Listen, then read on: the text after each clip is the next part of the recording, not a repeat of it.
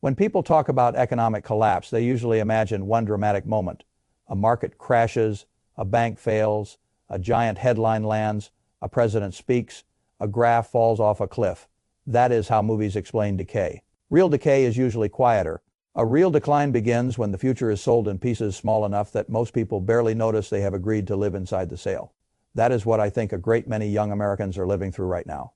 They are told the country is still rich, they are told the economy is still resilient, they are told to work harder, complain less, learn to code, be more flexible, be more grateful, and stop expecting life to be easy. And then they look around. Housing is farther away than it was for their parents. Rent eats the years that used to build a down payment. Entry-level jobs are thinner, uglier, and less stable than the polished language around them suggests. Healthcare feels like a threat sitting inside every household budget. Food is more consolidated, more processed, and more financially engineered than most people realize. Debt is everywhere. And above all of it hangs one poisonous lesson: you will pay every month for things earlier. Generations thought they were gradually buying. That is not a healthy society. That is not a broad ownership society. That is a subscription society. And when a country begins converting its people from owners into permanent payers, I pay attention. I have spent much of my life thinking about capital allocation. Most people think that phrase sounds bloodless. It is not bloodless at all. Capital allocation decides what kind of country you get.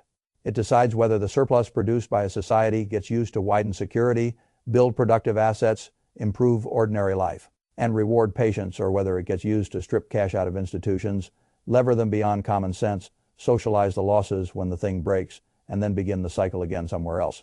That is the deeper question, not whether private equity is good or bad in some abstract moral sense, but what happens to a nation when one of its most powerful financial logics becomes extraction first, repair later if ever. I think that is what has happened in America. A lot of people still talk about private equity as if it were simply a more aggressive form of ownership.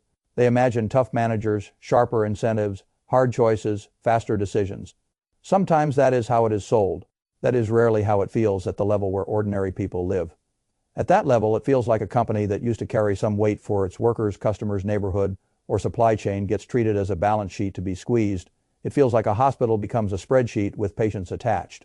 It feels like a home becomes a rent slot. It feels like a manufactured housing park becomes a captive toll road for people too poor to move. It feels like a job becomes a cost center waiting to be cut. And for a young generation entering adulthood, it feels like every part of life that should have been a foundation is being auctioned off before they even arrive. That is why this matters, not because the phrase private equity is fashionable to blame, because the logic behind it has spread much farther than the public likes to admit. I want to start where this logic always becomes easiest to understand. Debt. A great many fortunes in modern finance have been built on a very simple trick. You do not buy a company mainly with your own money. You use a little of your own money. Then you place a great deal of debt on the company itself. Now let us be very plain about what this means. The buyer gets the upside of control. The company gets the burden of repayment. That is a marvelous structure if your only question is how to maximize your own return on a small equity contribution. It is a far less marvelous structure if your question is whether the company should remain healthy, resilient, patient, and oriented toward a future wider than the next extraction event. Once the debt arrives, the company starts serving the deal. The vocabulary becomes familiar: asset sales, cost discipline, headcount optimization, operational restructuring, margin improvement. All of it sounds adult and inevitable. Sometimes some of it is necessary. I am not sentimental about inefficiency, but a country can be ruined by people who learn to describe every act of stripping as discipline. And that, in my judgment, is a great part of what happened. The old leveraged buyout world did not vanish. It changed its wardrobe. The corporate raider stopped looking like a raider and started looking like an allocator, a sponsor, a steward, a partner, a sophisticated operator. The language improved. The incentives did not. What also changed was the source of the money. That is crucial. Once the industry learned it could raise enormous pools of capital from pension funds, university endowments, institutional allocators, and other guardians of long-term savings, the scale changed. This was no longer merely a story about a few wild men attacking a few famous companies. It became a system. And systems are always more dangerous than raids, because systems can become normal. Normal is the most profitable camouflage in the world. If a pension fund, an endowment, a sovereign pool, or a large institution commits capital into a structure that then uses leverage to buy companies, load them with debt, extract fees, extract dividends, cut labor, sell assets, and eventually walk away while the damage lands on workers, communities, suppliers, patients, tenants, or retirees, what exactly have we built? We have built a machine in which public obligation funds private extraction. That is what I see. And when I say public obligation, I mean something very specific. Pensions are not casino chips. They represent decades of work. University endowments are not poker stacks. They are supposed to support learning and continuity. Public money, worker money, and long horizon money get routed into a structure that often behaves as if the future is simply collateral for today. S distribution. That is a very dark form of compounding. A society can survive some of it. It cannot survive an endless expansion of it without becoming harder, meaner, and more brittle. That brittleness is now everywhere. People keep asking why Gen Z feels so anxious, why they sound angry, why they look financially cornered, even when they are educated, connected, and trying. I do not think the answer is laziness. I do not think the answer is entitlement. I think the answer is that they are entering adulthood after several decades in which too many of the institutions that once acted as the mid-layers of American stability have been financially hollowed out. The jobs are worse, the houses are farther away. The hospitals cost more and feel colder, the starter asset has become a rent stream for someone else, the local business has been turned into a debt host, and the old promise that diligence would gradually turn into ownership has been weakened into a newer promise that monthly payments will be available for everything. That is not progress. That is a downgrade disguised as convenience. Look at the labor side first. Young people need entry points.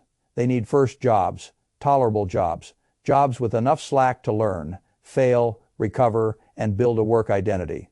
They need retail, service, consumer, logistics, healthcare, and administrative sectors that are not wonderful perhaps, but are at least stable enough to serve as ramps into adult competence. What happens instead when one of the dominant financial logics in those sectors is buy, lever, cut, reprice, extract, and leave? You do not just get uglier companies, you get fewer humane beginnings. That matters more than many people think. A nation does not only fail young people when it closes factories or automates offices, it also fails them when it turns their early work options into churn machines that treat labor as something to be shaved rather than developed.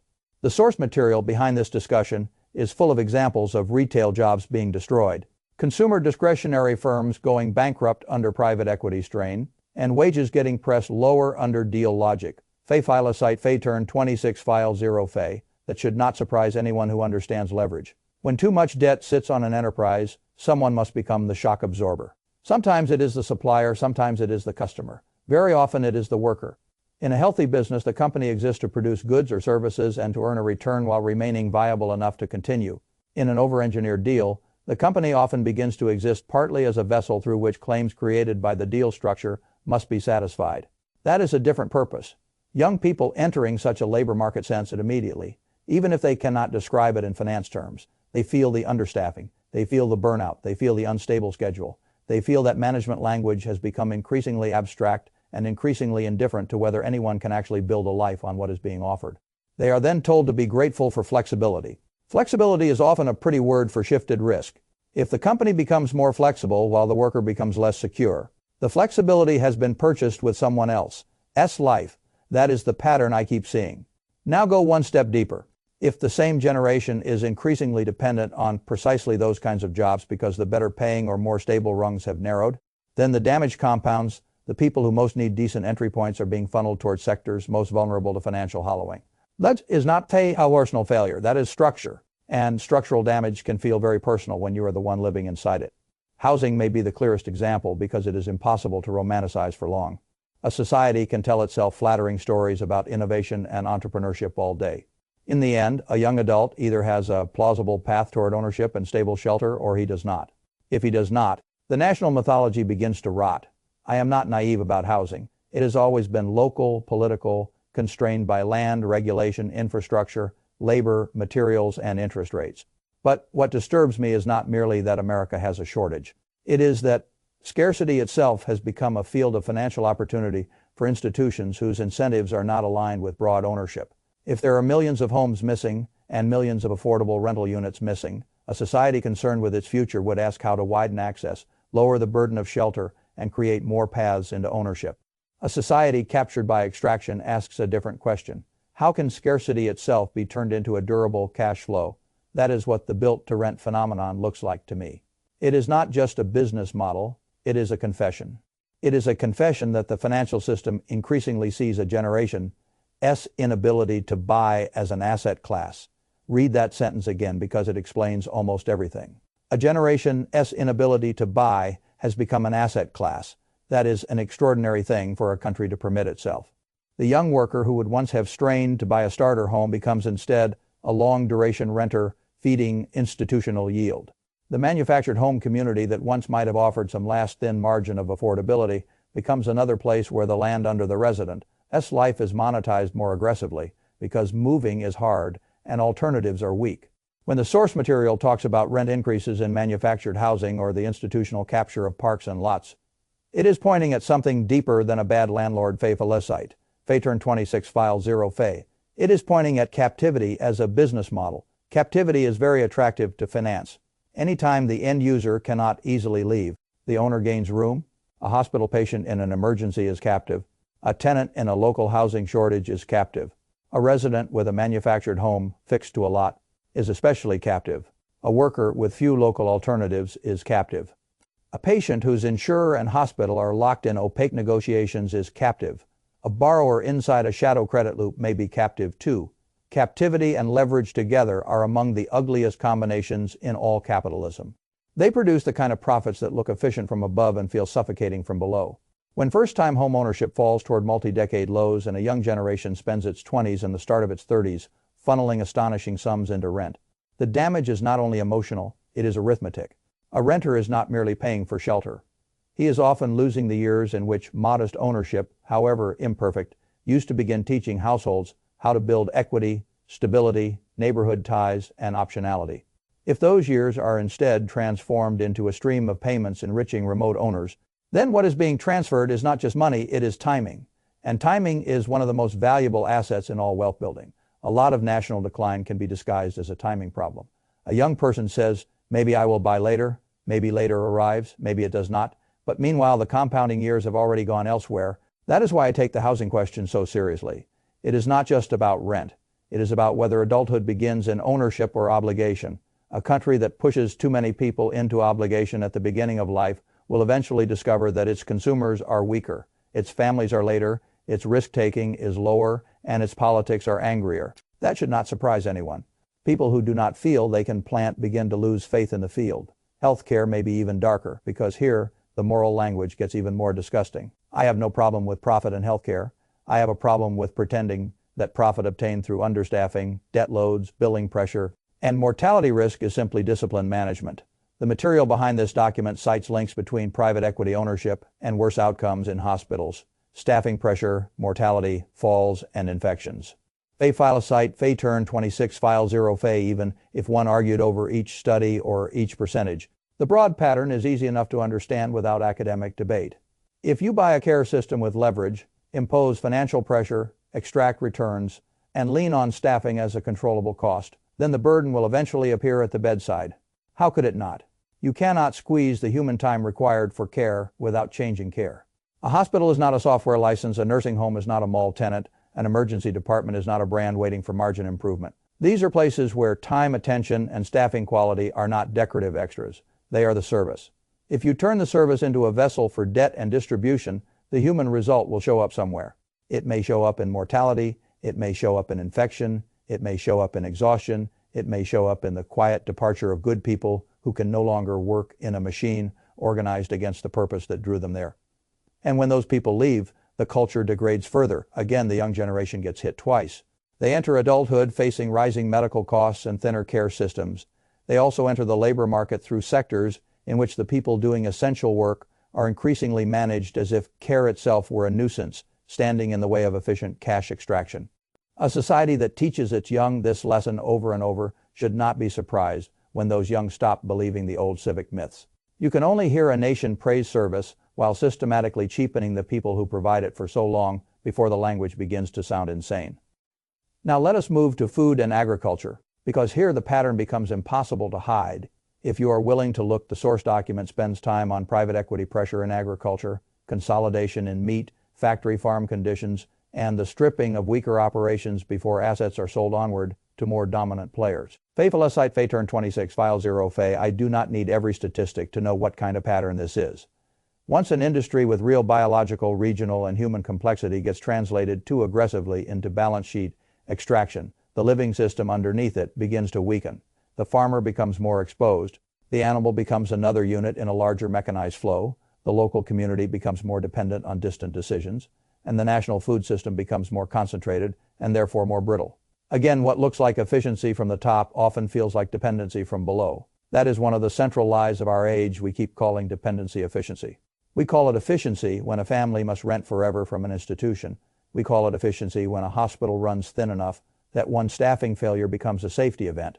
We call it efficiency when a company can no longer train people because every spare dollar must service debt or support another layer of promised return. We call it efficiency when farmland, housing, care, logistics, and jobs are all consolidated until ordinary life has fewer local buffers. I prefer another word, fragility. Fragility is what happens when every part of a system is optimized too hard for extraction. And fragility is what young people inherit when they arrive after the extraction. Now comes the layer I think most closely resembles the old Great Recession psychology, though not in identical form, private credit. This is where polite people begin to feel uncomfortable because private credit still sounds technical enough that many assume the danger must belong to specialists. That is always what specialists tell the public until the public ends up paying for the specialist as imagination. Private credit is not evil in itself. A loan made outside the traditional banking system can be sensible. A business that cannot or does not want to borrow from a bank may still need capital. Fine. But once a lending market swells into the trillions, operates with thinner regulatory visibility, relies on optimistic assumptions, and repeatedly refinances companies already reshaped by private equity logic, the public should stop pretending it is looking at a sidecar. It is looking at another center of hidden vulnerability.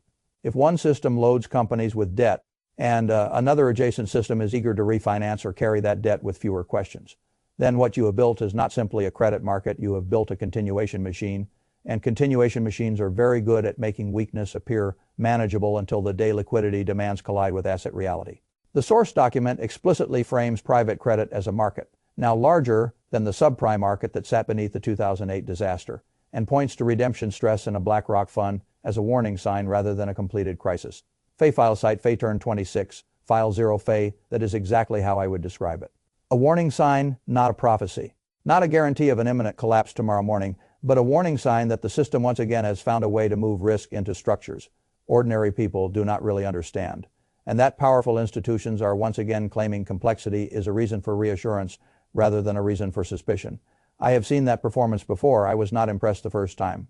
I am not impressed. Now, what makes this especially ugly for younger Americans is that they are entering adulthood in a country that has already used so much debt capacity, so much bailout capacity, and so much political patience maintaining previous layers of overfinancialization that the next repair, if one becomes necessary, will arrive in a government already carrying extraordinary strain. That matters if the next large break comes when public debt is already massive, when housing is already unaffordable, when healthcare is already punishing, when job formation is already thin, and when geopolitical uncertainty is already crowding the horizon.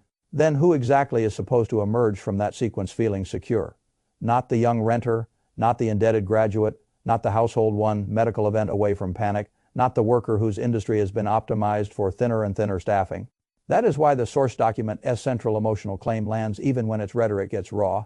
Gen Z is looking at an economy in which too many sectors seem to be racing toward the next point of visible failure at once. Fay file site Fay turn 26, file 0 Fay car strain, private credit strain. Housing strain, labor strain, debt strain, healthcare strain, AI strain, geopolitical strain, agricultural consolidation. People can disagree about the timing of each. What they cannot honestly do is pretend the pattern feels healthy. At some point, an entire generation starts to suspect that the adults running the system no longer have an incentive to make it better, only an incentive to keep it running long enough for claims to be extracted safely. That is a devastating civic realization. Now let me say something many people dislike hearing. The people running such systems are not always monsters in the melodramatic sense. Some are greed exists, cruelty exists, indifference exists, but the more important point is structural. Once a system repeatedly rewards extraction, bails out concentrated power, socializes losses, and allows decision makers enough distance from the human consequences, morality stops needing to be explicit. The structure does the work. Why would a private equity operator restrain himself if the upside is private, the downside is diffused, and the political class repeatedly demonstrates a willingness to protect the larger system when its failures threaten everyone? That is not a rhetorical question. It is the central question. People behave according to incentives far more consistently than according to slogans. If a system teaches powerful actors that they can lever, strip, refinance, extract, gate, and eventually walk, then enough of them will do exactly that. They do not need to wake up each day twirling mustaches. They only need to notice that ruthlessness compounds faster than restraint inside the rules they are given. That is how a society sells itself without ever formally agreeing to the sale. The source material at one point compares America to a leveraged buyout itself, a shell left loaded with debt after the useful pieces have been consumed. Fay Philosite Fay turn 26 file 0 Fay. That line stayed with me because it is not merely emotional. It is analytically interesting. What is a leveraged buyout at its ugliest? It is the purchase of control through a relatively small slice of true risk capital, and a much larger burden placed on the acquired thing. The operator gains control and potential distribution. The acquired thing gains obligation. Now, think of a country that has allowed too many of its real institutions, from hospitals to homes to jobs to farms to local business to credit systems, to be treated primarily as streams against which claims can be layered. The same logic appears everywhere. A home is not shelter first, it is yield. A hospital is not care first, it is optimization. A worker is not a human capital asset, he is labor expense. A community is not continuity, it is market share. A pension is not a promise to a retiree, it is deployable capital. A shortage is not a social problem, it is pricing power. That is what a society begins to sound like when extraction becomes the dominant dialect. And once that dialect becomes normal, young people do not step into a living inheritance. They step into a property already carrying notes. That is why they feel late even when they are only 23. The table was already half sold before they sat down. I want to pause here because there is a temptation at this stage to drift into a total despair that is emotionally understandable and practically useless. The source material itself contains that tension. It speaks with a real sense of disgust, but then it shifts toward a question I think matters even more. What do you do when one person cannot fix the system? That is the right question. No single person is going to end private equity. No single speech ends financialized greed. No video ends decades of regulatory choices, tax preferences, bailout psychology, institutional concentration, and cultural indifference. Anyone who tells you otherwise is performing. But it would be a terrible mistake to conclude that because one person cannot fix the whole structure, he therefore has no meaningful duty inside his own life. That is childish, and it is one of the secret victories of corruption. Corruption wants you to become theatrically hopeless. It wants you to decide that if you cannot transform the nation, then pushing in a chair, cleaning a table, telling the truth, organizing a neighborhood, improving a company culture, mentoring a younger worker, refusing a cynical incentive, or showing ordinary discipline in a small sphere must be irrelevant. I do not believe that for 1 second. I have believed in compounding for too long to fall for that. Small acts are not a substitute for structural reform, that is true, but they are not meaningless either. They are how cultures either hold or dissolve between the moments when law and policy finally catch up. A nation is not only governed by institutions, it is also governed by habits, by standards, by whether people still feel obliged to do the right thing when the wrong thing is profitable and common. The source material gives humble examples: chairs being pushed in, mats being straightened, small acts of care repeated until the environment changes. Faithfulous site, Fay turn 26, file 0 Fay. Some people hear examples like that and roll their eyes. I do not. I understand exactly what is being said. A country capable of ignoring every small disorder in daily life does not suddenly develop the civic muscle to resist large disorder in economic life. If people will not even maintain the tiny shared spaces they can directly touch, why should I trust them to challenge the abstract architecture of extraction sitting above them? Discipline is not grand at the beginning. That is why weak people mock it. They only learn respect for it after enough damage accumulates. I am not saying that pushing in a chair stops a leveraged buyout. I am saying that a culture that stops pushing in chairs, stops cleaning up after itself, stops caring for public things, stops noticing little failures of conduct, and stops expecting ordinary decency becomes much easier to sell off. Predatory systems love exhausted populations. They love cynical populations too. A cynical citizen says, everything is corrupt, so nothing I do matters. That is music to the ears of anyone feeding on the country. The disciplined citizen says, the corruption is real, which means I have even less excuse to become sloppy in my own sphere. That is a better beginning. Will it save the republic by itself? Number? But republics are not saved by slogans either. They are saved by people who keep enough internal order that when the moment for bigger correction arrives, there is still some moral muscle left to act. I also want to say something about hope because people misunderstand hope badly. Hope is not denial. Hope is not saying everything will be fine. Hope is not pretending collapse is impossible. Hope is not refusing to read the numbers because the numbers are unpleasant. That is sentimentality. I do not admire sentimentality. The most useful hope is the kind that sees the rot clearly and still refuses to grant the rot authority over your conduct. That is a hard hope. It is not cheap. It does not trend well on the internet. but it is the only kind worth having in serious times. If I were speaking to a young person staring at this landscape, I would not insult him by saying it is easy. It is not easy. He is entering adulthood in a brutally expensive housing market, a labor market with too much churn and too little dignity at the lower levels, a healthcare system that feels increasingly predatory, a debt-saturated national balance sheet, and a social environment where too much of daily life seems designed to convert insecurity into recurring payment. That is real. But I would also tell him that clarity is an asset. If he can see the structure, he will waste less time blaming himself for structural cruelty. That alone matters. Shame is one of the strongest tools a broken system uses against the people living under it. You are behind because you did not hustle enough. You are renting because you wanted too much. You are tired because you are entitled. You are scared because you are weak. That is propaganda. A clear-eyed young person should reject it. He should say instead, I am living inside a system that has turned too many necessities into cash extraction channels, and therefore my first duty is to become harder to trap. That is a serious sentence, harder to trap. What does that mean? It means seeing debt clearly. It means being suspicious of offers that turn helplessness into a business model. It means valuing liquidity, flexibility, honesty, skills, relationships, and local trust. It means learning who in your life actually shows up. It means understanding that institutions can fail you and that communities, habits, and competence therefore matter even more. It means keeping your own standards high precisely because so many larger standards have fallen. It means refusing to let the ugliness above you become an excuse for ugliness in you. This is not a complete political program. It is survival ethics. And survival ethics matter when systems are decaying. I do not know exactly when the next obvious crisis will arrive.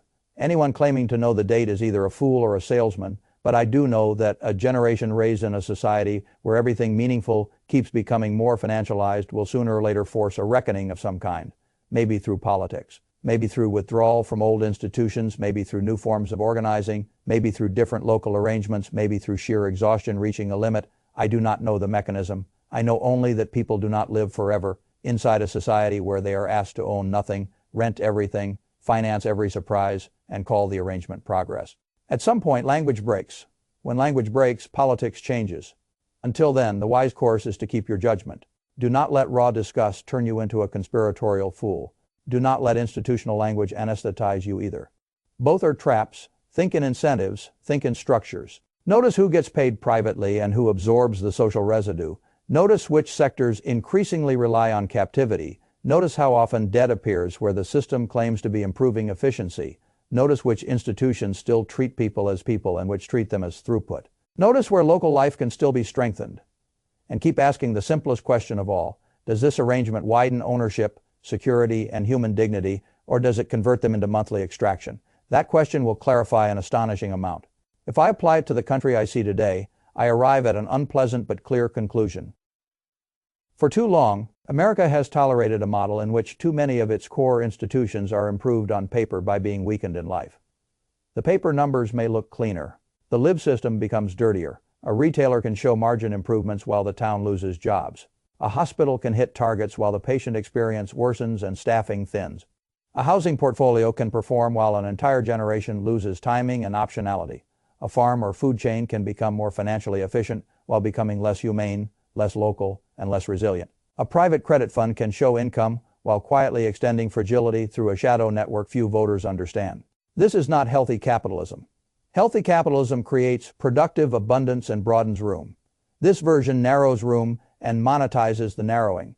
That is why so many people feel they are suffocating in an economy that still looks rich from a distance. Distance is the ally of financialized narratives. Up close, the story is harder to fake. Up close, you meet the laid-off worker, the underpaid nurse, the tenant who cannot move, the young family delaying children, the pensioner watching abstractions eat a lifetime of saved effort, the exhausted renter, the resident in a manufactured home community getting squeezed because leaving costs too much, the young graduate looking at starter homes as if they belong to another species of citizen. Those are not side effects. Those are the human locations where the model cashes out. If I sound severe, it is because I think severity is deserved. But I do not end in despair, I end in responsibility. Not because responsibility is enough by itself, because it is where all reconstruction has to begin. The large reforms, when they come, will still require small people with intact standards to carry them. The laws, when they change, will still need citizens who have not surrendered fully to cynicism. The local alternatives, if they emerge, will still require neighbors capable of care and discipline. The businesses worth building in the next phase will still need founders and workers who want to create something sturdier than a cash extraction pipeline. And the young generation most harmed by this structure may also become the generation most allergic to its lies. That too is a form of hope. Sometimes a system overreaches so badly that it teaches the next generation exactly what never to trust again. Perhaps that is where we are headed. I cannot promise it, but I can say this: the future has been sold aggressively. It has not been sold completely. Not yet. As long as enough people can still recognize the sale, enough people can still refuse parts of it in their own conduct. Enough people can still protect one another in the spaces they control, and enough people can still tell the truth about what this economy has become. The country is not finished. Wounded, yes. Financially hollowed in too many places, yes. Governed too often by incentives that reward those farthest from the pain, yes. But finished?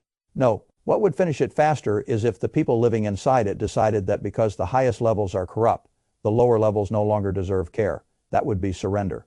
I would not recommend surrender. I would recommend attention, attention to incentives, attention to local conduct, attention to where your money goes, attention to what kinds of businesses and institutions deserve your support, attention to whether an offer is widening your life or merely binding it more tightly into recurring obligation, attention to whether your own habits are making you stronger or easier to manage, and above all, attention to the old truth that compounds still rule the world. Greed compounds, debt compounds, extraction compounds, but so do habits, so does trust, so does discipline, so does courage in small places, so does the refusal to become morally lazy just because the powerful have become financially predatory. I have seen enough life to know that the biggest systems do not always change because one speech defeats them. They change because their logic becomes too naked, too costly, too visible, and too resented to continue unchallenged in the old language. I think private equity-style extraction has become that naked in many parts of American life. Young people can feel it, workers can feel it, patients can feel it, renters can feel it. The old stories no longer cover the wound that matters. When the stories fail, reality gets a chance. Reality is uncomfortable. It is also where repair begins. So I would tell the young person this: do not let them gaslight you into thinking you imagined the rot. You did not imagine it. Do not let them convince you that your exhaustion is a moral defect, when much of it comes from living inside systems designed to monetize your dependence. Do not let them use scale as an excuse for your passivity either. You still owe your life discipline. You still owe the people around you care. You still owe your own future some refusal to be made stupid, numb, or cynical by what you see. The whole edifice of extraction hopes you will forget that. Do not push the chair in. Clean the table. Tell the truth. Read the contract. Help the smaller guy. Build the honest thing. Protect your margin. Notice the trap when it is presented as convenience. And remember that some of the most important fights in a decaying system are won long before the large political victory, simply by refusing to let the system teach you how to become a smaller human being. That refusal is not everything, but it is where everything worthy starts. And if enough people keep making that refusal while also telling the truth about what has been done to jobs, homes, healthcare, food, credit, and the future itself, the day will come when the country, as financial language, has to change. When that day comes, I hope there are still enough serious people left to build something better than another subscription plan for life. That is the real work. That is the work after the extraction. And it is the only work that gives the next generation a chance to inherit something other than a bill.